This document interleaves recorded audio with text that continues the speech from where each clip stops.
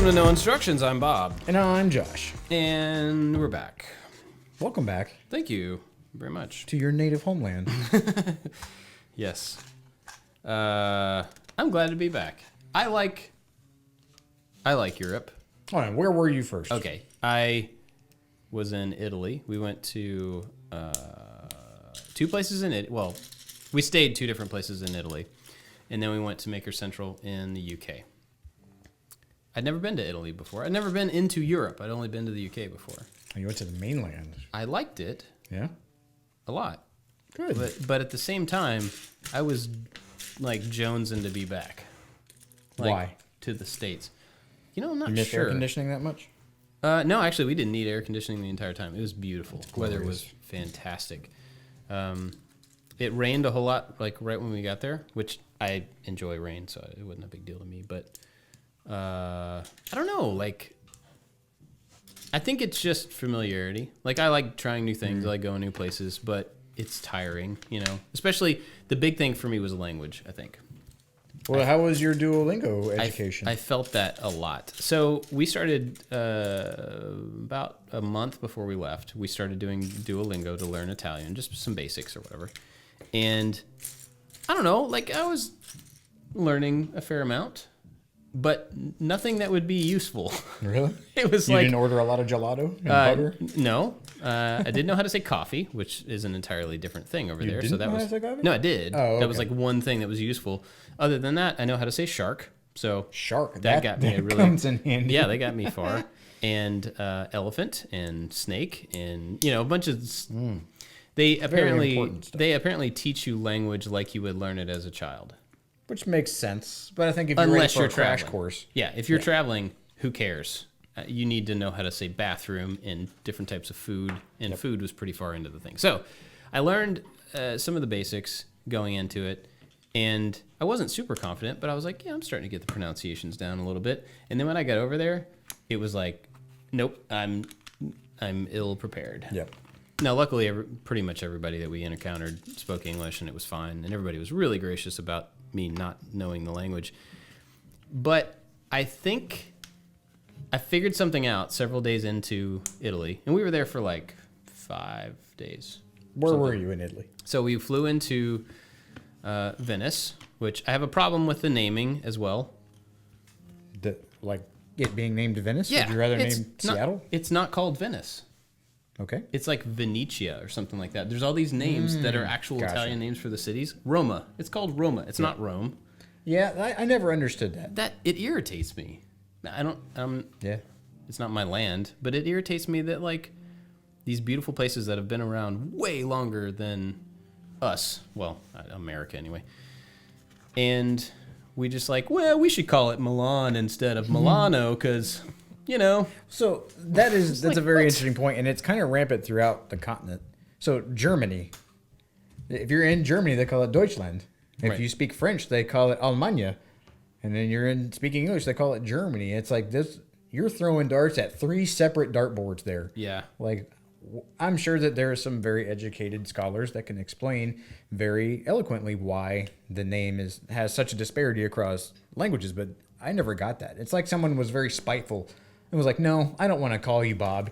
You look like a Jane. So your name's just going to be Jane. From hey guys, now on, you're Gene. check out Jane.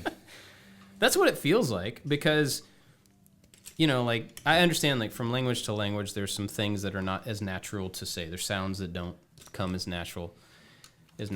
And so maybe that's part of it. But Italian feels very like it's flowy and it like works together and it's more consistent than English and stuff. Like, why would you not call like putting a vowel sound at the end of every word? Cool. That makes it easier. And so, like, why would it be called Milan instead of Milano or Verona? Sounds really nice. That's like a beautiful, they call that one Verona. They didn't change that one. But, I was wondering. But some of the other ones. So anyway, we flew into Venice, I think that's how you say it, but in Venice. We stayed in Vicenza, which is where some friends of ours. Beautiful place, Vicenza. Yeah. We stayed there. There's an army base there, and our friends are stationed there. So we stayed with Air them. Force Base. Okay. Really? Was it Army? maybe. I think Anyway. it's Aviano Air Force Base. Sure. Sure. So there's a base there. Yep. And we stayed in town with our friends, and they drove us. So we spent an afternoon in Venice walking around in the rain, but it was pretty cool. And then they drove us into Verona one day, which I really liked. Verona was cool. It just like had a cool vibe. Saw the Colosseum. Didn't get to go into it, but that was just kind of neat to see a Colosseum. So there was a bunch of places we didn't get to go. Obviously, I'd like to go to Rome and Florence, and I've heard Florence is beautiful. My wife really likes Florence. And so we were there, and then we took a train, which was a little nerve-wracking. Why? Just not a bunch of stuff. We missed one because of something out of our control, and then they were just... Somebody signed a piece of paper and like, yeah, just go get on that train and find the conductor and tell him they'll find you a seat. Find the conductor. And I'm like, oh, okay, what am I looking for? And they're like, just go, you'll find it. The conductor is usually the person who takes care of the affairs for... Apparently, it's all the same person. So we get on this train, and there's a dude who looks like a conductor. Actually, he looked like a cartoon character conductor, but whatever. So we tried to follow him as the train was boarding. We tried to like get his attention. And he was trying to answer, but he couldn't be super helpful. He was like, I have to drive the train. Yeah. And then it just seems like that should be his primary duty, not concierge type work. Yeah. And so we basically just, I don't know, let's just sit down and see if they kick us off. So we sat down, and we were waiting for somebody to come, ask for their seat. And we were just kind of on edge for 2.5 hours while we were on this train. And then finally, near then like the last 30 minutes or so, he starts walking through the... there's other sketchy stuff that happened on the train too. He starts walking through and is looking at tickets, and we were like, I don't know if we finally got to talk to him. I don't know if we're in the right seat. We have this piece of paper, and he was like, oh yeah, you're fine. Don't worry about it. And just like walked on. I'm like, oh man, come on. This would have been more enjoyable. The thing that made it not enjoyable up to that point though, there was this group of guys that got on when we did, and they very obviously didn't have tickets. And I don't know. It was fine, but it was sketchy. And they were like, dude sits down with like 4 cell phones and answers cell phones in order, speaking at least 4 languages, maybe more. Wow. And there were 2 other guys at the front and the back of that train car on watch it, like in case the conductor came through. And so they were constantly like up and down and shifting, and somebody was over here, and then they would all move to the next car, and then they would all come back, and they would leave their bags on the rack and leave. And I'm like, what is happening? Man. But they got off before we did, so that was nice and a relief when they all left and all their bags went with them. It was interesting. But we got there, and then we went to near Alassio, and Giaco picked us up, and we hung out with him for several days, and that was a blast. We had so much fun. He's super cool, and I mean, I knew him a little bit from before, but never really spent any time with him. Internet buddies? Yeah, and now we're like buddy buddies. Aww. That was cool. Did you guys sign the contract? We like pinky swore on some stuff, so that's like basically the same thing. Yeah, we had a lot of fun, and he just took care of us. Like he got us a hotel, and then ended up he prepaid for it, so we couldn't pay for it, which was really awesome of him. And took us out to dinner in a bunch of places, and we had a really, really great time there. But I learned something about the whole language thing while we were there. I realized when I was studying the language ahead of time, just studying is a nice way to say that I barely knew what I was doing. There's a male and a female voice in the app. Mm-hmm. And so they talk to you different sentences, and the band is very like this.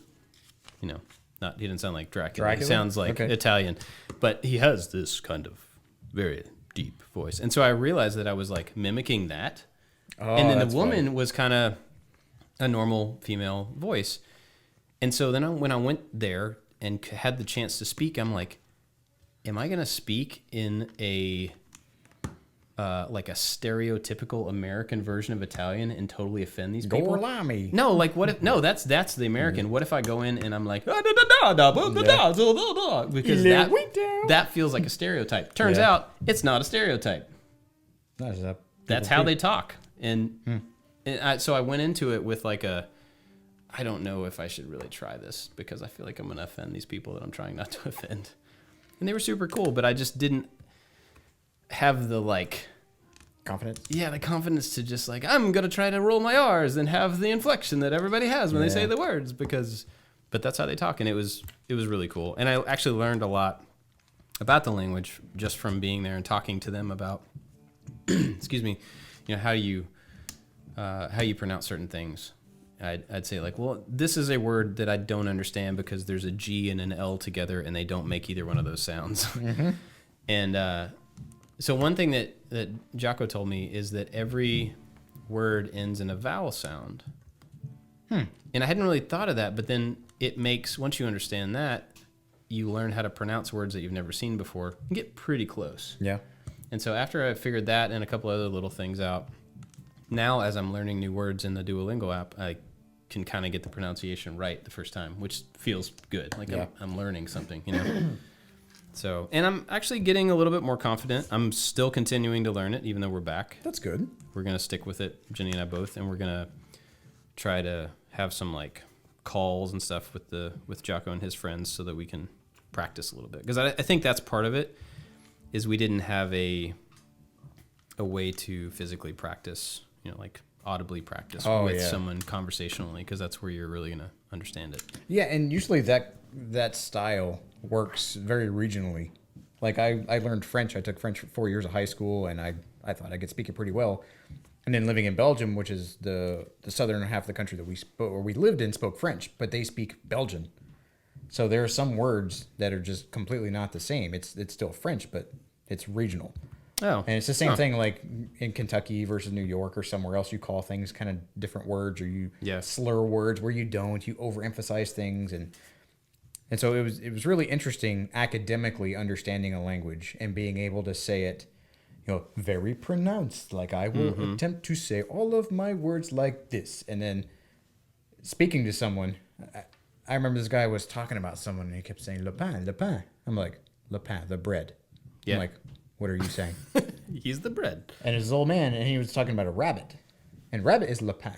But I was taught that every noun has to have an article. So the rabbit, or some this, or some this. And so like those basic, like, this is how you speak, and these are the ways that you put together words to form sentences in our language. And just like here, it's still slang, or some people are lazy about the way that they speak. And so when you speak to certain people regionally, your academic learning kind of puts you at a disadvantage. Because I remember I'm like, this is not the way you form a sentence. I don't understand. I'm missing a piece, or I'm overthinking what this person was saying. But going back to like you being intimidated, I have found, it's been my experience that people really appreciate the effort of you trying, whether or not you like nail it, or you may sound stereotypical or whatever. They might get a little giggle out of it, and it's the same thing if someone were to try to speak English. And that's what I thought about. Yeah, several times I was like, imagine if somebody was speaking to me in broken English and trying to figure it out. I wouldn't think twice about like you that they're you bad give them at grace it. for even the attempt. And it's the same thing everywhere. And that's what bugged me about my southern family back home. They're like, French people are mean. I'm like, they're not mean. You're just really ethnocentric, and you don't care about trying to speak someone else's language. You expect people to cater to you. And I found that people were super warm and helpful, and they would show pity and show that grace. They're like, you're trying. They're like, calm down, little baby. Let me help you with this word. And then it usually bridged kind of the gap. Yeah, totally. It took the tension off the situation when you're like, I'm new and I don't know what I'm doing. Yeah. It was the most insecure I've felt. I mean, I'm a fairly secure person. Like I know I don't have everything together, but that doesn't bother me. And I'm okay to be at a disadvantage in most situations. But I felt really insecure about the language thing. And I think I would have enjoyed the entire trip a little bit more if I had some confidence in that. But there were people that would come to Belgium, and I mean, my first experience actually putting my academic knowledge into place, I looked like a fool, like a straight up fool. Did I tell you that story? I don't know. I don't know if I've said that story. I mean, you've told me a lot of stories where you sound like a fool. I have many of them. So I went 4 years into speaking French. I can speak it. It's time to go to a place where people actually do this. It's not Madame Lanou in the panhandle of Florida judging my pronunciation. So we get off the plane with my American counterpart, drove us onto the NATO base, which everybody on the NATO base spoke French because they're Belgian and that's what they do. And I had to go to the bathroom, and the nearest place in the bathroom was at this bookstore. So we go into the bookstore, and I'm like, it is go time. It's just me. My counterpart doesn't know how to speak French. My wife doesn't know how to speak French. I'm like, it's time to shine. So I go in, and I'm like, bonjour, madame. And she's like, oh, bonjour. I'm like, où est la salle de bain? I'm like, where's the bathroom? And she kind of gives me this kind of half perplexed look. She's like, oh, okay. Oh, wait. And she like walks me over. I'm like, bing pot. Totally worked. Bing pot. It absolutely works. And so she walks me over to like these home renovation ideas for like your bathroom in the bookstore. I'm like, oh, that's right. My bad. The salle de bain is the room in your house that has the bathtub. I'm like, that's different than a public place to use the restroom. I'm like, oh, pardon. I'm like, oui, la toilette. She's like, oh, la toilette. I'm like, there we go. We're clicking. I made my mistake, but I recovered. Now we're on it. And she walks me over to this other place. I'm like, there we go. We're going to the bathroom. All is good.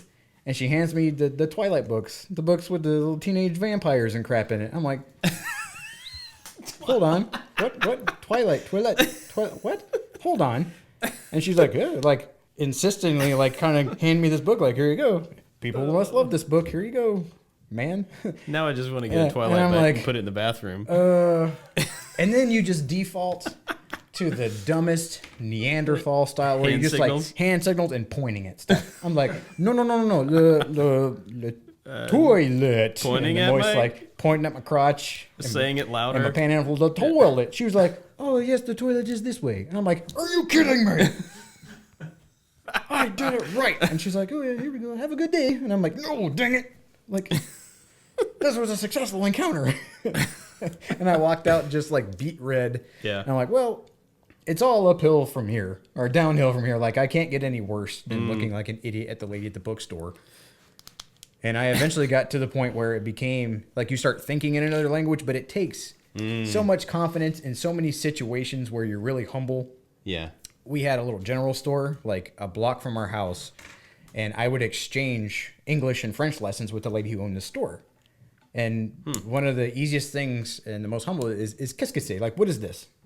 Mm-hmm. So like I know what that it's a banana or a whatever, and she would tell me what it was in French. I'm like, okay, so it's vocabulary building rather than like conjugating verbs and masculine, feminine. This it's identifying table or toilet or car, and so I felt that stuff as a non-language speaker or non-native language speaker was so much more important than nailing the masculine and feminine or the exact proper conjugation of verbs. Yeah, you know, because.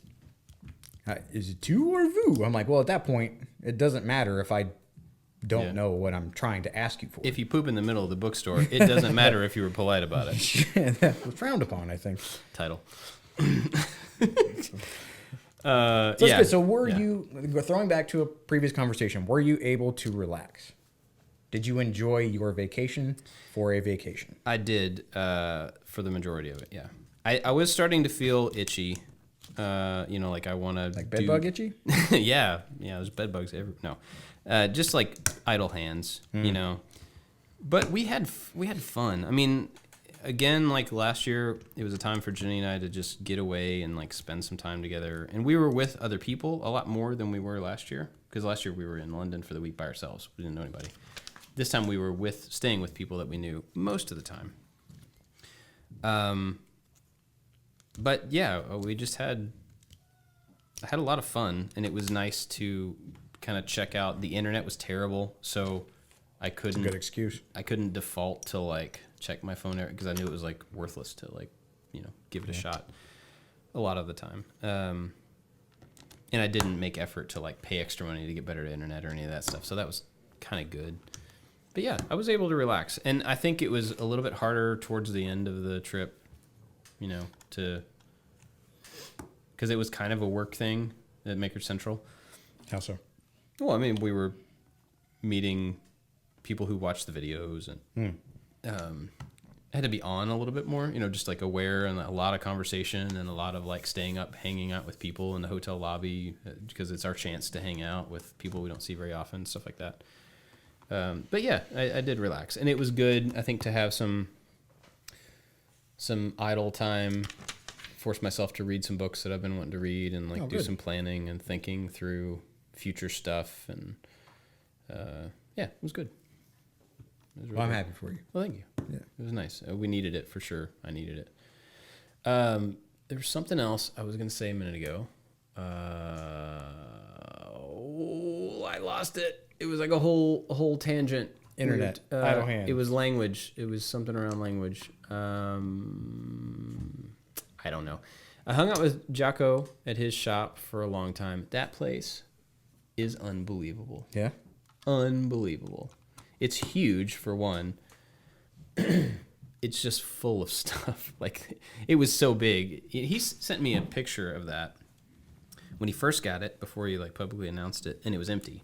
Yeah, I remember seeing that picture. Yeah, it's just like this giant empty space, and they've bought all these big machines, and then they bought like an auction, so they have like it's like boxes of motorcycles and light panels and You didn't bring me a scooter, man. yeah, I don't think it would be worthwhile to ship those over here. Pretty sure they're like full on motorcycles. They're not scooters. Yeah.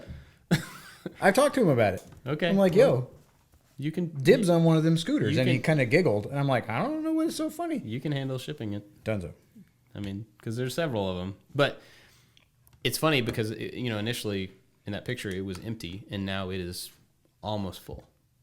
Oh, wow. Yeah. I mean, not full, but especially the downstairs. And a lot of it, stuff they're going to sell off and things like that. And it's not organized yet. They have so much work ahead of them to turn it into like the functional kind of playground that they want it to be.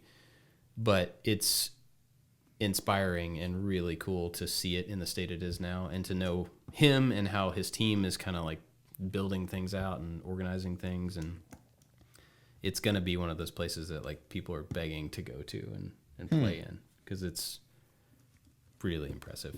And so like there's a hill behind it that goes just up, and he doesn't know what's at the top of the hill.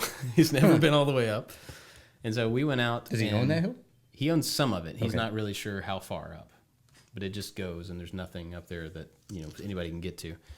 So we went for a little hike, and we climbed up this hill. It's kind of steep. It's kind of hard to get up. There's not a good path. But as we're going up, there's like these little stacks of rocks. And he's like, oh, yeah, these are walls. And there was some word for them. I don't remember what it was. He's like, yeah, these walls are all up here, and this is what they did, a few hundred years ago as a retaining wall to like keep this from falling down. I'm like, dude, there's probably like a castle on top of this hill. Like, we need to keep going up this hill to see what's up there. And so we went kind of as far as we could get within reason, and found more of these little walls and stuff, but we didn't make it all the way up. So who knows what's up there. But he also said there's wild boar that run around up there, and I don't know. It was really cool. A lot of bees. Yeah. Anthony would hate it. A lot of bees. But we talked about making something while we were there. We never really had a great idea, and then we ended up playing ping pong. That's fun. Like the whole time. I know how competitive you are at ping pong, so that must have been really fun for you. It was great. We had a blast. And he's really competitive about it too. And he's really good. And he beat me at ping pong a whole lot. And then when we were on stage at Maker Central, one of the last questions was him coming up to ask me about how good he was at ping pong. It was really funny. But we had a blast. We had a really good time with him. And then so after that, we went to... he drove us from his place to Nice, which isn't far. It was about an hour. And then we flew out of there up to Birmingham, and apparently there was like a air traffic controller strike in France. So they canceled a bunch of flights. So we got rerouted. We ended up getting there. It wasn't too big of a deal. But leaving a couple days ago, they canceled all of our flights. They could only get us on the next day, so we ended up staying an extra day in the UK. And then on the way home, we got stuck in customs, missed a flight. They rerouted that one through 2 flights. Wow. So we got home about 30 hours after we were supposed to get home. Which is this morning. This morning at 1 a.m. That's weird that we've been up just having like a normal day, Yeah. but that was this morning. Yeah. Yeah, we got about 5 hours of sleep last night. The world we live in right now. It's pretty wild. Yeah. Yeah. I mean, to travel that far. I mean, we went to UK to Amsterdam, DC, Atlanta, and Louisville in a 23 hours. Yep, that's cool. It's crazy. I remember A lot of flight time. I flew into Paris one time, and there is not Charles de Gaulle, but there's another airport, and the name escapes me right now. But we flew in there with the helicopter, and that was the airfield that Charles Lindbergh landed in when he did the first transatlantic flight. Oh. And I remember just thinking, like, man, the leaps and bounds that have happened from that moment to that being a thing to, like, what you just explained. Like, Yeah. That's so crazy. That is really crazy. And then, what day is now? Wednesday? I have no idea. Yep, exactly. In 2 days, you're going to go the other way. Yeah. And we're all going to get on a plane. And we're going to go out to San Francisco. Yeah. So while we're there, okay, I think this is Anthony. It's the time to let him know that we booked you and Jenny a surprise trip to Tokyo I don't care. I'm not going to go. by way of Cairo Oh, fantastic. Yeah. and St. Petersburg. And Antarctica. You might have a layover in Brisbane. Brisbane. Oh, my goodness. I am really ready to not fly anymore for a very long time. What'd you do on the plane? Write more books? No, didn't write any books. Tried to read a book. Made some progress on it. Watched a couple of movies. Tried to use Fusion to draw up a project that's coming up. And since there's no internet, I couldn't load any of my past projects. So that was kind of a drag. And what else? Played some Angry Birds on the little screen in front of me for about 2 minutes.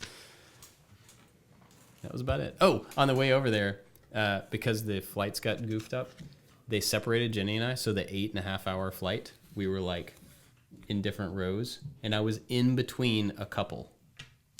Like people that were flying together? Yes. They didn't want to sit together? No, it was 3 seats in the middle, like the middle of the row, you know, and Middle of the plane? yeah, And you? and there were 3 of them. Oh, so they just both wanted some aisle? Yes, and Jenny had an aisle seat in the row in front, and I leaned back to the woman and I said, "Would you mind switching with her?" So that I can sit in the middle and she can sit where you're sitting. And the woman looked at me in the eyes and said, pointed at her husband. She was like, "No, we both want a row." I'm like, "But you would still have a row." And, you know, we're boarding and everybody's like moving and pushing. And I was just like, what? So I sat down in the middle, and then she and her husband put their headphones on, didn't interact with each other the entire flight. I'm like, what is the point of this? Like, I'm sitting in between these 2 people that obviously don't want to be near each other. So go further away from each other. Selfish. It was weird, but it honestly, it shouldn't have. I should have let it go very quickly, but it like made me like, oh man, I'm 8 hours. I'm supposed to be talking to my wife. This is the beginning of my vacation with my wife. This is like good conversation time. Mm-hmm. She's way up there, and I'm stuck between 2 people that I'm now kind of angry at for no particular reason. They didn't do anything wrong, but Oh, but they did. it just like it ate at me pretty much the entire thing. Oh. And then near the end of it, I was like talking to myself, like, you got to get over this. Come on, don't be a child. Like, it's fine. And so I did. But then a few times that they did try to talk to each other around me, I did not get out of the way. Just lean purposely I'm like, in their way. oh, look, I'm going to lean up and get my backpack for no particular reason. Oh, you trying to talk? Oh, sorry about that. You should have sat by each I other. wonder how illegal it is to whisper that you're an air marshal. Ooh. And that your air marshal agent trainee is in the next seat, so you need. Oh, okay. Ma'am, you need to get up. Or like, I'm transporting a prisoner. Can you please move over? That's a good one. Yeah. So that was a little irritating, but whatever. I'm an adult, so it didn't bother me. It bothered me quite a bit. All right. Well, that's something that I'm going to have to face because my wife is on the flight to San Francisco with Anthony and I. And when we were booking tickets, so I took your advice and I got the TSA pre-check, which I'm pretty stoked about, which means you get to go through the kind of fast pass lane. Totally worthwhile. And it counts for anybody that you buy tickets for, like, at the same time. So I bought my ticket and Anthony's ticket, and then my wife hem-hawed back and forth whether or not she was going to go. So she bought her ticket much later on her own. Just happened to get on the same flight, which is amazing. Yeah, that's cool. But she doesn't have pre-check. So I'm going to peacock my way through that fast pass lane, hoping that, I mean, I don't wish this upon anybody, but I kind of hope we go there. And I'm like zipping through really fast.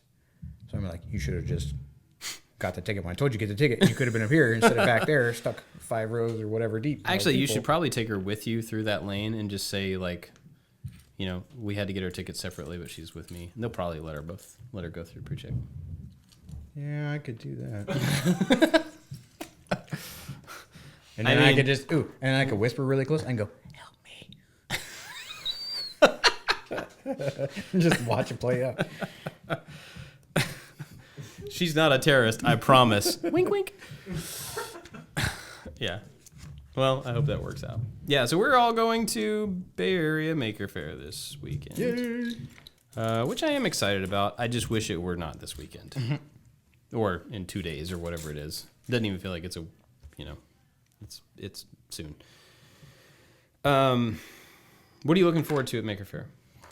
I'm looking forward to seeing all of our buddies, all of our internet buddies. Mm-hmm. Sorry, I asked you a question. Now I'm going to interrupt you.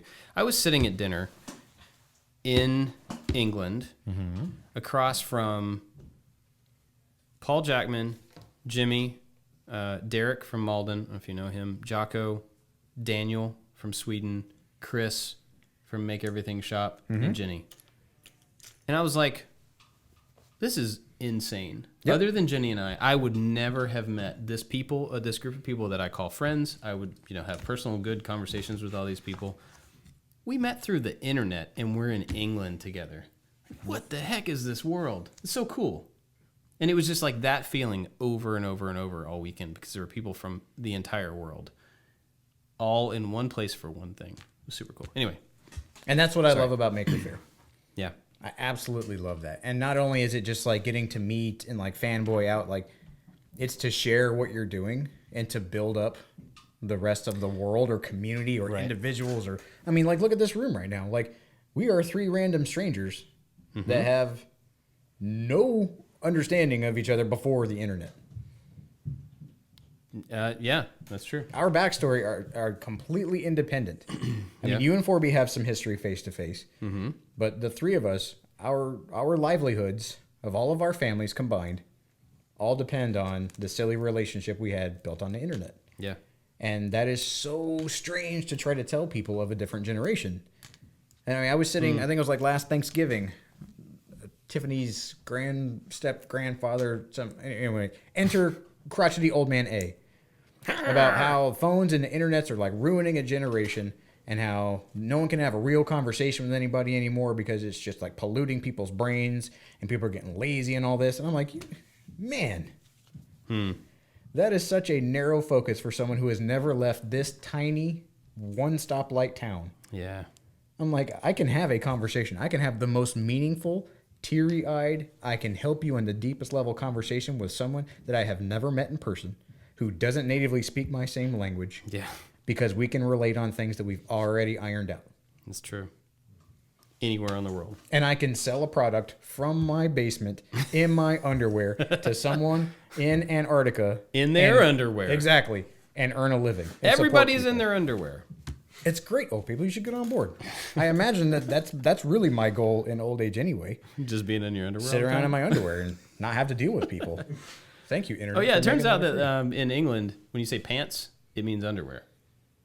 Then what are your pants? Trousers. Yeah. So the whole time, Jenny kept going, oh, I have pants. And she'd be like, ooh, they think I'm mean underwear. It was really funny. I think she thought it was a bigger deal than like any of the English people that were around, but it was funny to hear. I seem to be missing a piece, and I'm kind of at an impasse. Uh-oh. I don't believe it. What are you working on? We never even talked about this. Yeah. You have a new set. So this is one thing that is super strange about this work relationship that we have in this podcast. You're gone out of the country, and so I'm here, and Anthony's here, and we're all holding down the fort and putting out content and making sure that the train keeps going. And, I mean, that's a given. But this podcast is a conversation that we have while we're doing something. And the last couple, I've kind of run out of something to do. And you're like, just go get a model or go get a whatever. And something about that seems so very wrong. And like I'm doing something wrong. Here's some money. Go get something you enjoy. Yeah. Like I have the company credit card. So if we need to get project stuff or materials or whatever, we have things I can substantiate as legitimate, like business expenses. And this is a legitimate business expense. And that is bonkers. Absolutely bonkers. And so I'm like, I'm like, oh man, Bob is building this cool model, and I'm like, man, I really want to make a model of War Machine, and I want to paint it up to look like Punisher because I think that's awesome. And you're like, yeah, get a model kit, and I'm like, man, this model kit is kind of expensive. Like for me, not model kit is expensive for people who like model kits. It's expensive for me, and it's a thing that is like a toy kind of, or like these Lego sets. I'm like, man, I feel weird. And you're like, I'm giving you permission to go get it. Like, why don't you just go do it? You just kind of like, why haven't you done it already? And I'm like, because something about this feels like Brenda from Legal is going to like write me an email having me substantiate my expense reports. Little did you know, I am Brenda. So like, yes, this is bonkers. But to answer your question, I am doing the San Francisco. Let me see. I didn't even put it together that's why you got that one. Is that why you got it? Yeah, and because it kind of looked cool. The architecture set. This is my first architecture set from Lego. They have some from like the Great Wall of China, from London, from Las Vegas, New York, a bunch of places. And so it has a bunch of key landmark areas from the city, all in one small kind of diorama. So it has buildings and the Golden Gate Bridge and Alcatraz and stuff. So that's the one I'm doing because we're going there in a couple days, and I thought it appropriate. Cool. And it wasn't crazy expensive, so I didn't feel too bad buying it. And then you're like, buy the thing, and I bought that War Machine model, and it's coming from China, and God knows when it's supposed to get here. Oh, yeah. But 2020. Have fun. And they're not the pop-together ones. Like, I have to use glue. Ooh. I'm kind of scared. That's a drag. That's going to take a long time. Well, there's tons of Gundam suits that look awesome. Yeah. But I don't know anything about Gundam. It looks cool. I don't think you have to at this point. Like, for doing a model, you know? Right. What I mean? I can appreciate the model for what it looks like and for what it is and its style and design. But then there's part of me that's like, I'm going to pick one. I'm like, this one's cool. And they're like, that's the one that kills all of the babies. I'm like, you get the one that, made all the pandas extinct or whatever. So I'm really nervous about picking the wrong one. Yeah. Well, so the way I look at it, we talked about it on here one time, right? Do you remember talking about Gundam and like anime? A little bit. Long and time then ago? I'm like, I get real excited, but that's all I do because I really have no idea. Okay, so after that, several people sent me links to like, oh, you should start with this show, or you should look at this one, or whatever. And I watched maybe half of an episode of 2 or 3 different ones, and I'm like, I hate this. This is awful. I love the robots. They look incredible. But the screaming and shouting and giant eyes of anime, it's just not my thing. Good for everybody that it's their thing. But it's not my thing. I wasn't drawn into the story at all because I didn't really understand what was happening in the things that I watched. So I just reserved, I like the robots, and I will stick with that. Because robots are super cool. Yeah, I like robots in general. They just happen to be robots, so yeah. So I took that. I like this idea that it could be like a piece of military hardware in the future or whatever kind of thing. I dig that idea. I like how they take that concept and kind of move forward into fantasy. Yep. But again, I'm scared to make that leap because I have no idea what any of the characters are. So I stuck with Lego. And then I got the War Machine so I can turn it into the Punisher and like a paint job. And in there, I 3D printed my own R2-D2 because you're making a giant one. And I don't have that kind of infrastructure or that time. So I found a model that Seth Williams, cool listener that we know, sent me a link to this, I think it's like U.S. water rockets. I don't understand the link between those two, but made a file and like a tutorial and all the pieces for an R2-D2. So I printed it like 120%. And so I'm going to take that with that Gundam-y kind of idea, and I'm imagining R2 if it were a piece of military equipment when I was in the Army. Oh. So like with all the helicopters, we had so many like advanced like test sets and calibration items and like these toolboxes that we had to lug. I'm like, man, it would be crazy cool if I just had a little robot that had all of that stuff and just followed me around and went flying with me. And if something happened in flight, homeboy could plug into the whatever port and diagnose some stuff. That doesn't seem like that far-fetched of an idea. Yeah. And so my concept behind my R2-D2 is if R2 were a piece of like nowadays military hardware. That's cool. So he's painted up OD green right now. I'm going to put some accents and like add some cool little greeblies and widgets and stuff. And like all the little cables that he had, like the braided cables and stuff on the bottom on his feet. Yeah. I'm like, those kind of look like hydraulic pumps. So I'm going to paint them up like actual hydraulic pumps and like pieces of equipment that exist. Yeah. Kind of now. That's cool. So that's my take on it. So I don't know Gundam. I get the concept. I think it's cool. So I'm going to apply that to something that I know and understand. Yeah. That didn't kill all the babies or pandas. Save the day. That's cool. I'm looking forward to seeing how that turns out. Speaking of R2, there were a few R2 units at Maker Central. There was a guy there last year. That snapped in. Oh, that's cool. I like when stuff fits together well. There was a guy there last year who had a Batmobile, a full-size Batmobile. Did I tell you about this last year? At Maker Central? Yeah. No. He does like, I think my kids are coming into the garage, so he does effects and like practical effects and stuff for things. And he built this full-size Batmobile, and I don't remember now if it was one of the ones from the movie or if it was like kind of his own. I feel like it was his own version, but I don't even remember what it looked like right now.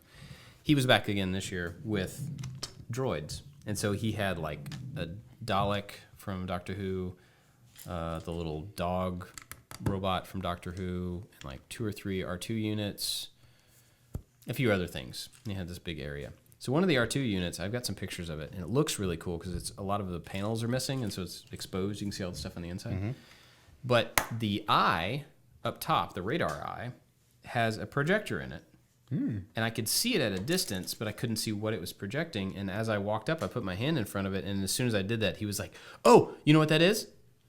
I'm like, "No." He's like, "That's a laser grid because it's mapping the 3D space in front of it." I'm like, "What?" Whoa. It's autonomous. Ooh, like the Roomba. Yeah.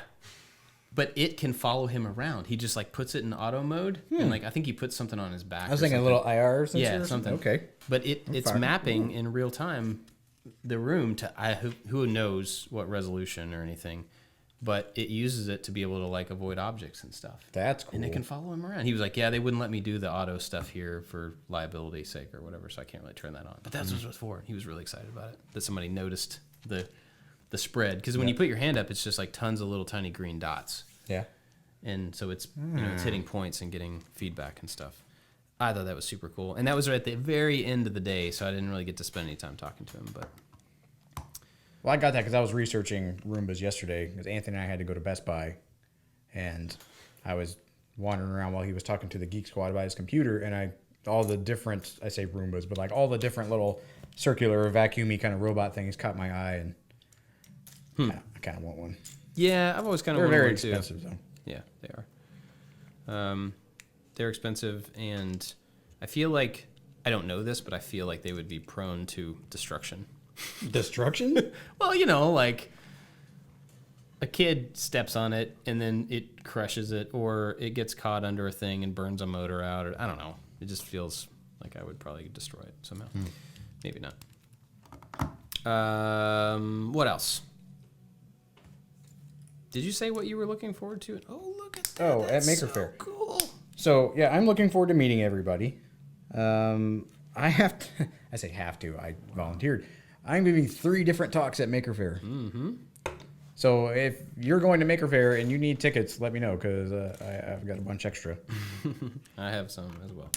So I'm looking forward to that because, I don't know, I think it's cool. I'd like to talk. I think it's neat that people are interested in what we're doing and sharing the concepts and ideas behind the stuff that we do every day.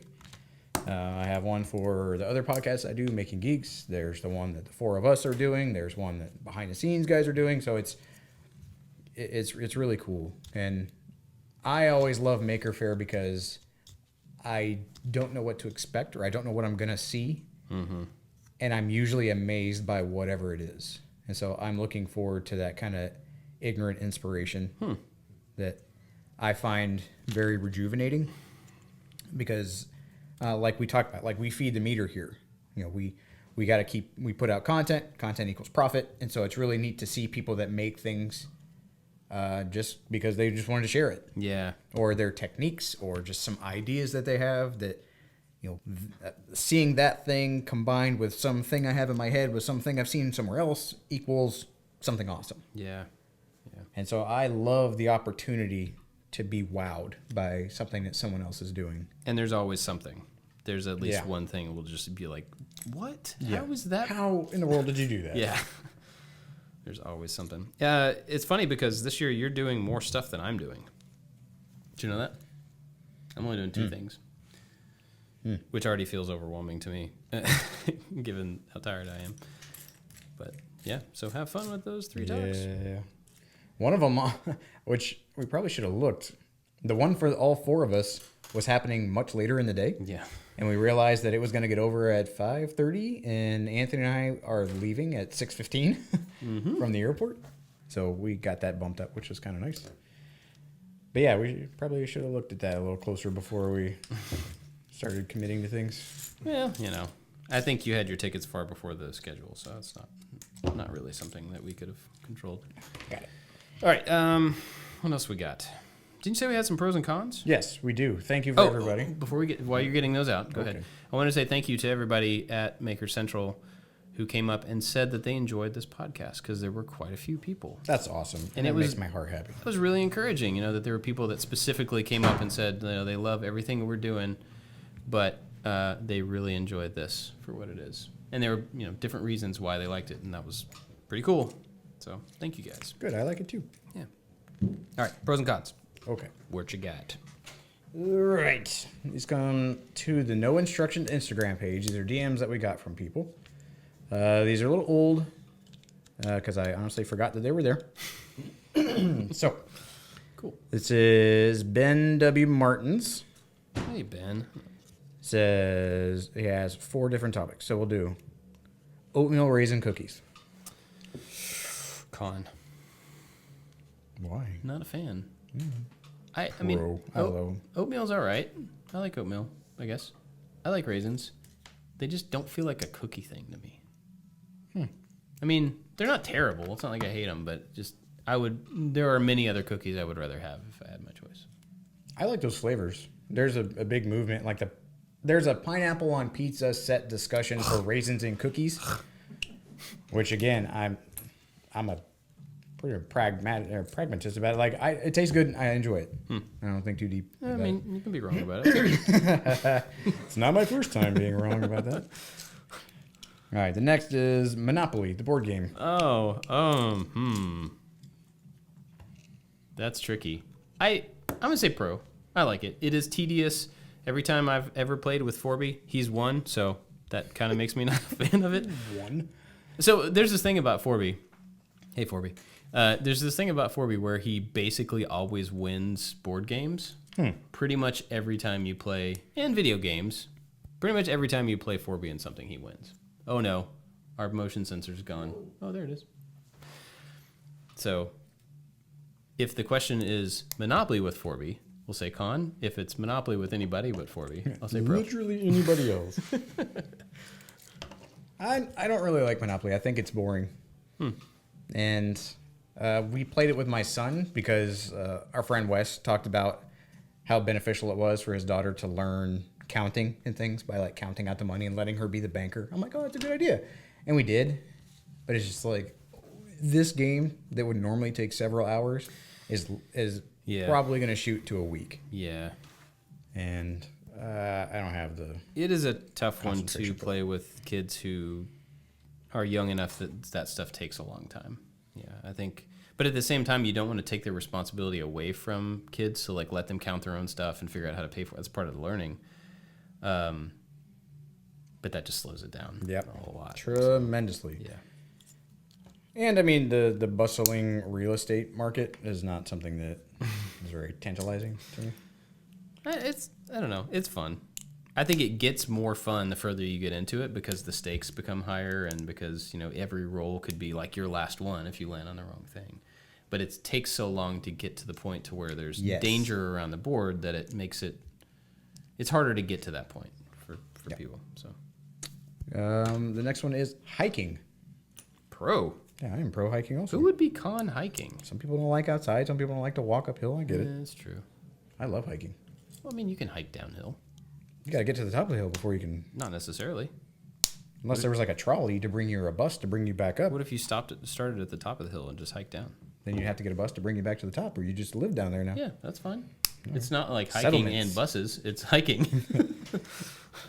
I don't know. I enjoy hiking. I don't do as much of it. I think I mostly like hiking in relation to something else. You know what I mean? Like you're going to a thing? Yeah. Not just to get out and go walk that way until you reach some trees? I don't think I would want to go hike in a circle. Like, I just wouldn't think about doing that. I would be like, hey, let's go hike to a thing that we enjoy midway, and then we hike back or something. Or, like, I've had some friends who have done different parts of the Appalachian Trail. Yep. And that's cool because you're hiking point to point in segments, and then you go away and you do life and whatever, and then you come back to that same point. They're not and then through hikers? Yeah. Oh, yeah. Which seems... I've hiked a couple chunks of the Appalachian big Trail. amount of dedication. And I really like it. I've never done that. I've always wanted to do a section. Not the whole thing, probably. But We found the trailhead where it starts in Georgia. My grandparents live in Harpers Ferry, West Virginia, which is where like the Appalachian Trail Association was. So there's a big chunk that goes through that town. And so when I was a kid, we used to hike it a lot. When we were on the road, we found a couple pieces of that Appalachian Trail, random places, so we get off and hike for a couple hours. But yeah, I've always, in one of these weird pipe dreams, always wanted to do the whole thing. And then, I don't know. it would be cool to. That's a lot of time. Yeah, I just can't imagine, like, deciding ahead of time to do that and then following through. It just seems like it's a cool idea that you wouldn't ever actually complete. Kind of related. Have you ever seen Free Solo? Yep. I watched that on the plane on the way out there. I just remember this. I didn't remember it when you asked me that earlier. Oh yeah, Unreal. That movie is crazy. Unreal. It gives you that pucker kind of like nope. Yeah. While you're in the seat at your own house. So if you don't know what we're talking about, it's a movie about the guy who did the very first free soloing of El Capitan. El Capitan, which is mountain in California. It's in Yosemite, right? Yeah, it's in Yosemite. Yeah, and Alex so Honnold is his name. Yeah, the first person to ever do it. It talks about the dangers of free soloing, which is no ropes, no nets, No, nothing. by yourself. And Naked on a rock. yeah, and it shows like him practicing and going over, which I thought that was kind of cool because you would think like, oh, you're just going to free solo, like you're a mountain climber, just go climb that mountain. But like it was over a year's time where he was practicing doing this, and then he had climbed that mountain with ropes some like a couple hundred times. Yeah. And so he knew exactly at which spots you would do which things, and it was very regimented. And I've never done I used to climb a bit, but I've never done anything close to a climb like that with ropes. I mean, but looking the way he described the route he was going to take at El Cap, it's basically like 9 or 10 separate giant climbs stacked on top of each other with no break in between, and you're doing it with no ropes. And yeah, so when he would go test the sections out, he would do a small section to learn the moves, and he had it all in a notebook, and he was just like in his van that he lived in, just like playing out the ballet of it's this hand, you turn this way, you bend your knee this way, you push in, you know, and he's like, it's a set of moves that you have to memorize over that many climbs. Yep. Plus weather, plus exhaustion, plus it's crazy. And like he fell a couple times. Like, yeah, in that movie, he goes through some adversity. And it's a good story besides just a guy climbing a mountain. He starts dating this girl who wants him to be someone that he's not. And it's a really good story besides just the fact that guy climbed a rock by himself. Like, it's compelling. And he's actually kind of compelling as a character because you can tell that he's not normal. And I don't mean that in a negative way. He's literally not a normal person. Yeah. They did a CAT scan in the movie of his brain, and he handles fear very differently than everybody else. His amygdala doesn't respond the same as everybody else. So his fear and aggression, because he's a super chill guy, are not the same as a regular person. And they're like, you don't get scared by things. And he was like, huh, I guess not. interesting. Yeah, he was just real blasé about most things. I mean, like he just had a very limited palette of emotion. It felt like. But it makes a lot of sense that someone like that could separate themselves a little bit from You kind of have to. the terror, because I don't know how you would do it otherwise. Because I was uncomfortable on my couch, to be honest with you. Yeah. Like, the cinematography in that movie is amazing. Yeah. It was kind of bizarre, like that there were people up there on the same rocks. Obviously, they had safety and stuff on them, but they have cameras, and they're focusing on capturing him, not them surviving on a rock. Mm-hmm. And it's cool because it highlights, like, the people that shot the movie are, like, the world's best climbers. Yeah. So you can't just go out and go find a production company. And it's like, oh, hey, come with me to the side of this mountain that people die on and make a movie. Yeah. So it's this huge collective of people that are amazing at what they're doing. And they were making the movie, but also kind of characters in the movie, which I thought was kind of cool. It was good. I would definitely recommend it. Me too. It was very good. All right, so the last one on his list, there's another shorter list. Frozen pizza. As relative to... I don't think comparing to fresh pizza. Okay. But just like, how do you feel about if someone was going to make a frozen pizza? Would you be opposed to it? No, I think. Do you have a favorite? I'm going pizza? for the DiGiorno sponsorship here. Okay. DiGiorno is actually pretty good frozen pizza. See, other than that, I can't even think of like another brand that I would buy. I would always get that one because they're good. So when I was in college, we had those little Totinos, the little round ones that would fit perfectly in a microwave. That are like $1. Yeah. Got the little cube pepperoni things on them. That's what I think of when I think of frozen pizza. Because a DiGiorno's one, like, that's a proper pizza size, and just that could be comparable to a pizza you would get from somewhere else. Yeah. So that distinction in my mind is like, it needs to be a thing that is technically pizza, but in a once over, you would go like, that thing does not look anything like those other things. Right. Like that rectangle thing you used to get at school with the cheese and little cubes of pepperoni. Yeah. Technically, that could be pizza. Technically. Right. So that's what I think of when I think of frozen pizzas or microwave kind of pizzas. I know you can get them really cheap when I was in college. And if you put enough hot sauce on it, it tastes pretty amazing. Hot sauce on pizza? I love hot sauce on pizza. Huh. It takes bad pizza to awesome pizza. Yeah, I could see that. It covers up a lot of, or gives flavor where it gives it a burst where the company didn't care to add it. They're like, that's why it's 97 cents. Is because it's good enough. It's a food product. Like, don't expect too much. It's based on food. We don't have to put flavor to. Yeah. Add your own flavor. That's pretty funny. All right, another list. Let's do another list. We're about an hour in, so we maybe do like one more. Okay, this is from R Long Cake on Instagram. 1, 2, 3, 4. Have we talked about roller coasters before? I don't think so. Roller coasters. Pro. Me too. I enjoy roller coasters. Do you get scared or do you enjoy the I mean, I get the feeling of, that, the rush of danger or whatever, even though I'm never been like scared as in I'm worried about death or anything, I don't think. You know what I mean? Yeah. Just the rush of what if. I get that worried about death. Because on roller coasters? Yeah, some of them. So I had a bad experience. Oh, okay. Yeah. The day that Tiff and I got engaged, we were at Busch Gardens, Williamsburg on, I don't even remember. It was one you sit in and a little shoulder thingies come down and your feet dangle. And I was on the end and you bring down the restraint and then you put the little seatbelt clip.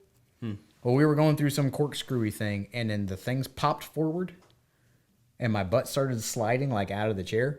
Ooh. And I was on the end. And so and that was early. And I spent the whole rest of that roller coaster pushing myself back into the seat with my hands I had enough room to get my whole arms in between my body and the pull down restraint thingy. And so I was using my forearms to prop me back into the seat. Like squeezing yourself back. Yeah. So the seatbelt held. And I remember the funniest thing, we all got off and it was before I had actually proposed.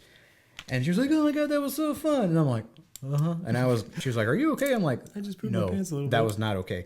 And went to go look at the pictures afterward and her and my two friends are like, yay. And I just have this I'm gonna die if I move my arms kind of moment. Yeah. So I like roller coasters. I don't base all of them off of that one. Yeah.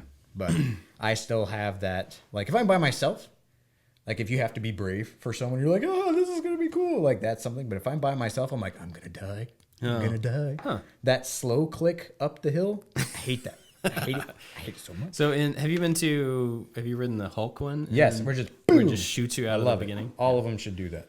It's pretty awesome. It fakes you out. In case you've never ridden it, there's a hill in front of you at the very beginning, and you think, all right, this is the part where it clicks you up, and then you just blast off, shoot up the hill. It's pretty good. Out of a tunnel, which I thought was cool too. Yeah.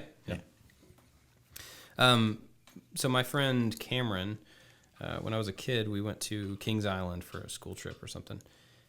And he was always shorter than the rest of us in school. He was just a skinny kid and just small. And we went on one of those where it had the shoulder things, but he was so skinny that the full, like the furthest you could push it in was not even touching, like close to touching him. Mm-hmm.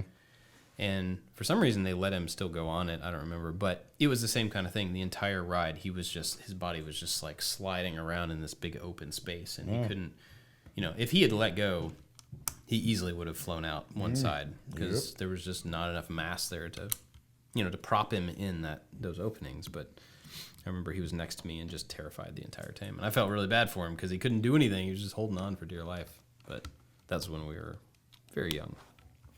Remember when Tiff and I were dating in high school, like our senior year, our spring break, like my mom took she and I and my little sister to Universal Studios in Florida.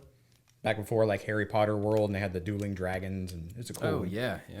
So my mom, most of my family have always been really big people, and she was never allowed to ride in like the front of a roller coaster because she loved roller coasters, and I hated them as a kid. And she, I think, kind of resented me for them because she would have to wait with me instead of going to ride on a cool thing. Oh, that's a bummer. Yeah, and so she wanted to lose a lot of weight so that she could finally be able to ride in the front of a roller coaster. And she did. And she totally lost almost 60-something pounds. Wow. And we went on the Dueling Dragons because that one was cool because on the front, like there's a fire and an ice, and there's two separate independent roller coasters all intertwined into one. And at one point toward the end, you like face each other and you just like high speed run at each other. And then at the last moment you peel up to where like your feet, if you were tall enough, could maybe touch the feet of the people on the other train. Looks like it. Man, she loved it so much. That's like awesome. That look on my mom's face of like she worked really hard to do a thing and she got it. That's cool. And it was a fun roller coaster too. Like out of all of them, like it was cool that she got to do that one. Like because the front of that one was really cool because you get to see everybody coming at you. You're like, oh my god, oh my god, oh my god, and, then, whoop, and you flip. My mom always hated them. And at some point at Kings Island, we got her to go on one. And I think it was the Beast, which was like one of the few wooden roller coasters left in the country. So super rickety. It just the entire thing just rattled. And I remember it took forever to convince her, and she went on it and she got off and she just looked at us all and she was like, never again. My mom's like pretty easygoing and she's like super serious. Never again. And turned around and walked off. All right. She did it. Good for you. Yep. I was that kid at Disney when everybody wanted to go on Space Mountain. I'm like, yeah, okay, that's fine. Yeah, let's go. And I get up to the front and just start like bawling. Like, I don't want to do this. I don't want to get on the thing. And I freak out. And then my mom's like, go stand over there. And so she couldn't go because I was a minor. Yeah. And so she finally convinced me to go on a roller coaster in Busch Gardens. Or not Busch Gardens, but Six Flags in Atlanta. And it was the wooden one. I'm like, this was awesome. She was like, this was the worst roller coaster that exists. Like this rickety, beating yourself up, like so violent wooden roller coaster. She's like, no, this is terrible. I'm like, okay, I'll only go on wooden roller coasters. And then we went somewhere else. We went to Hershey Park. Only go on the worst ones. And there was one of the feet dangly ones. And it was really rainy. And so no one was in line. And so the people that we were with just like sprinted to the front. And I didn't have time to like protest. Oh, yeah. And they're like, nope, get on and sit down. And then they locked me in the thing. I'm like, okay, so this is happening. And I was like, this is magical. The feet dangly steel ones, it was so smooth and like you're flying. Yeah. So from that point on, I'm like, okay, let's do some roller coasters. Nice.